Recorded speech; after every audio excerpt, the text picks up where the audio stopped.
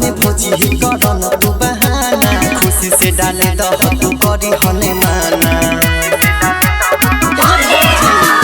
फगुआ में भोजी करन तू बहाना खुशी से डाले दह तू करी हने माना लाइन छिया रंग देखा लाइन छिया रंग देखा बालटी में गोरी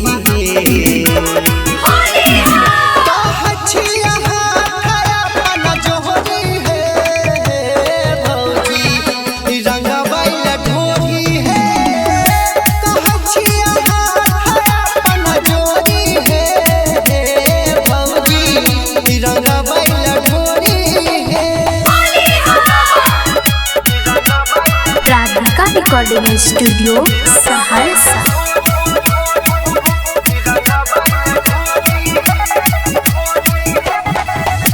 फगुआ हमें भौजी भैया करतन सा कहे डहल के रहंग दे बरके होय छै भौजी ह कहे फगुआ हमें भौजी भैया करतन सा कहे डहल के रहंग दे बरके होय छै भौजी ह कहे पेट पर के साड़ी अपन पेट पर के साड़ी अपन हाथ से लमोरी हे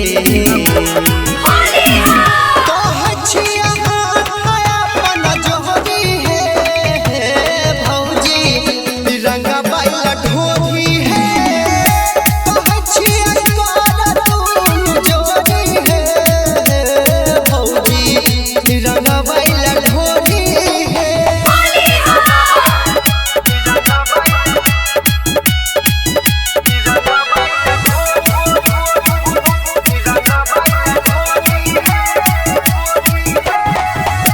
मनवा के हमारा भौजी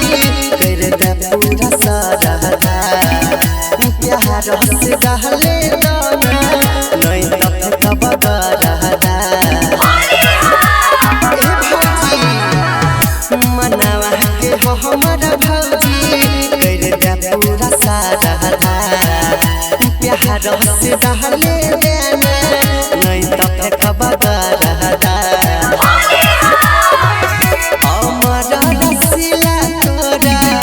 जीवन सुझता तोरा